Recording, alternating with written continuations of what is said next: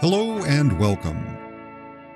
One of the most enduring fringe narratives of the late 20th century surrounds the topic of unidentified flying objects. It emerged as a topic of interest in the 40s, and it has risen and faded in popularity since then. In the 90s, The X-Files and its UFO subplot kept the topic alive for a new generation. Nowadays, such objects have been rebranded as Unidentified Aerial Phenomenon, or UAPs, which is a crappy acronym. I'm sticking with the classic UFO term, thank you very much. In comics, it's a subject that's been somewhat overlooked. That's likely because public interest was sporadic and short-lived. As a fad, it was unpredictable and intermittent. So that might be why comics never capitalized on UFOs. With that out of the way, let's look at a few series that were strictly UFO-related.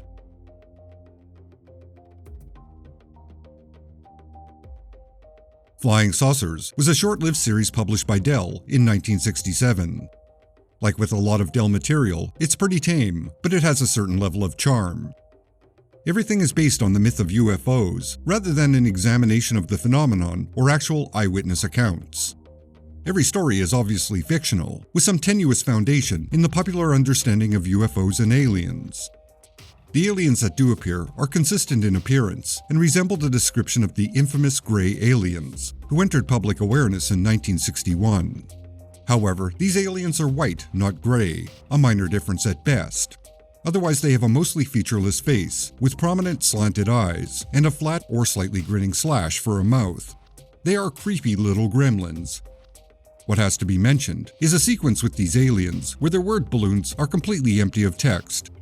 It shows they're capable of communication, but their language is beyond our comprehension. Or quite possibly, they are telepathic, and what they're saying isn't producing sound. It's a very interesting touch. It's not the type of experimentation one would expect to see in a Dell comic. Honestly, there's not a lot to say about this series. It's kind of fun and amusing to read to see early interpretations of UFO mythology.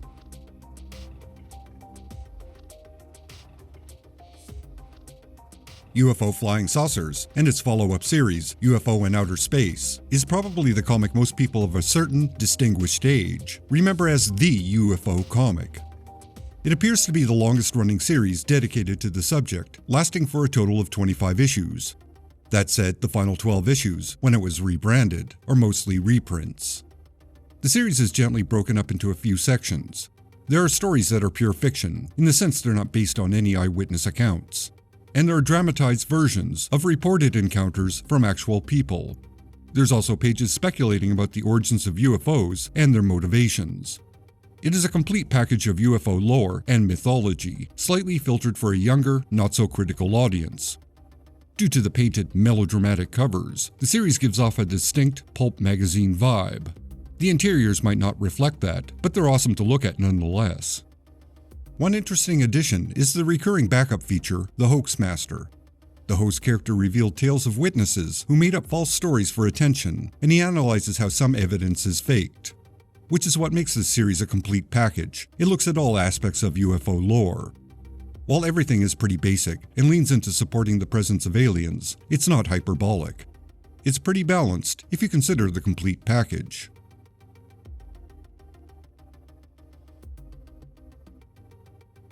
The movie, Close Encounters of the Third Kind, is a near-perfect examination of aliens and UFOs. As a side note for movie snobs, its three-act movie structure emulates the three definitions of alien encounters. The first act has sightings, the second act contains evidence, and the third act is contact. The comic book adaptation also follows this structure. As an adaptation, this magazine is excellent. After all, the artwork is done by the phenomenal Walt Simonson, with inks by Klaus Janson.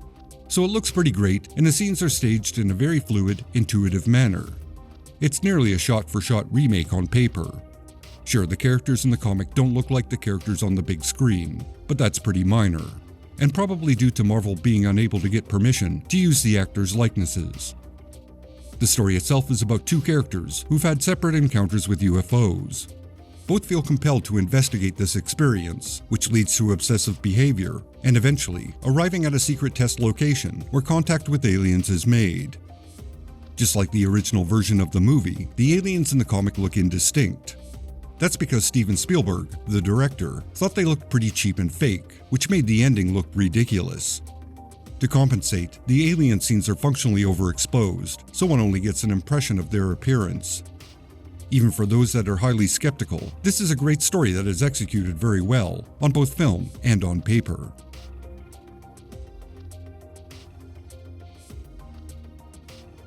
Silent Invasion is a somewhat obscure, independent work, taking place in the highly charged, paranoid decade of the 50s.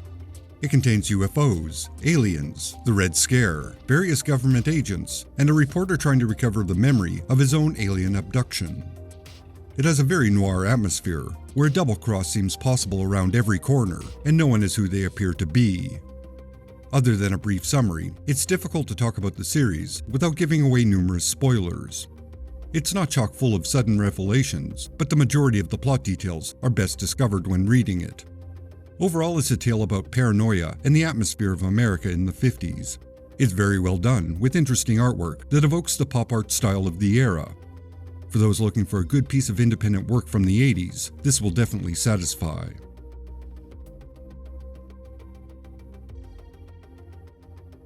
Saucer State and its two follow-up series took the theme of alien abductions and explored it. It began at Vertigo, where it was cancelled. Then it was resurrected at another publisher, where it was cancelled once again. Thanks to crowdfunding, the creators managed to bring the series to an ending. The title heavily focused on UFO mythology, which is integrated into a modern presidential election. It is, at its core, a deep state conspiracy story with a reasonably grounded explanation for all that happens. For anyone who has an interest in UFOs and aliens, the complete Saucer Country contains many details and references to classic UFO legends. Like the X-Files, there is a balance between the surreal nature of aliens on Earth and real explanations to explain certain associated phenomenon. It is ultimately skeptical, but it's also empathetic towards those who have had close encounters.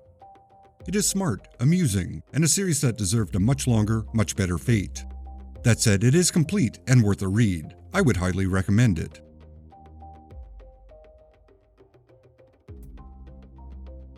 Groom Lake is a raunchy take on alien abductions and the alleged site where UFOs are stored, Area 51. It's basically a standard situation comedy, with stock characters reacting to a pretty basic setup. Personally, the concept of someone being abducted and violated against their will is not an area I find full of humor, so the entire foundation didn't sit well with me.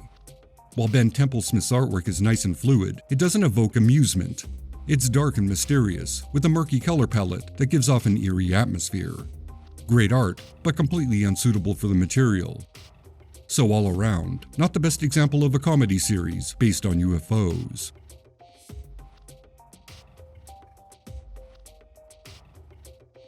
Blue Book has been a serious, documentary-style account of famous UFO legends. The first series dealt with Barney and Betty Hill, the couple with the first documented story of being abducted and experimented on by gray aliens. Their story is highly significant because it not only entered gray aliens into UFO mythology, but for the first time, aliens seemed to be less than benevolent. Prior to the Hills, most people who had close encounters with aliens usually reported they were concerned about our species and our recent acquisition of atomic weapons. Aliens were our space brethren who spread the message of peace and harmony. With the Hills, aliens were cold and methodical. They examined or experimented with humans, and their motivations seemed vague at best. This is a thread picked up by Whitley Strieber and others in the 1980s, and it would be exploited for dramatic purposes by the X-Files. So the Hills' experience was highly influential on UFO mythology. The second series follows Kenneth Arnold, the pilot who is credited with coining the term flying saucer. His story went worldwide and sparked numerous other claims in the late 1940s, some of which he investigated, looking for an explanation to what he saw. Tragically, he discovered mostly fraudulent people and evidence that didn't withstand any level of scrutiny. This seems to be an ongoing series of limited series. Hopefully, it continues to examine pockets of influential UFO history. It's another series I have no problem recommending.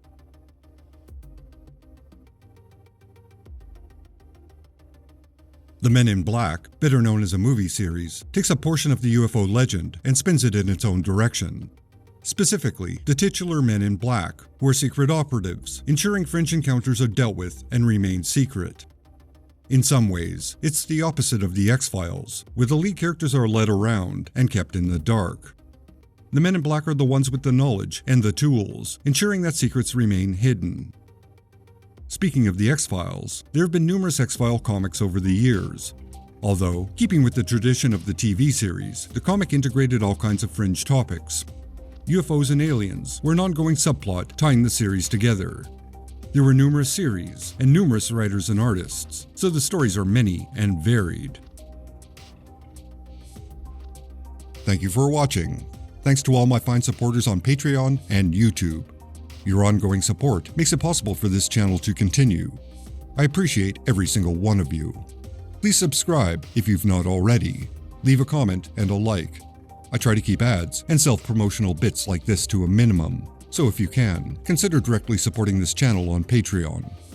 Extra special thanks to Green Man, Eidolon, Constant Disappointment Records, Jeff Nicholson, Sicken, Francis De La Cruz, Russell Bull, John Nyukes, Andrew Barton, Odin Ashcroft, Ruby St. Dennis, Phil Sagan, Edward Clayton Andrew, Corey Drew, L.S. Greger, Brian Deaton, Tom Granis, John Gaunt, James Graham, and Matt Marino.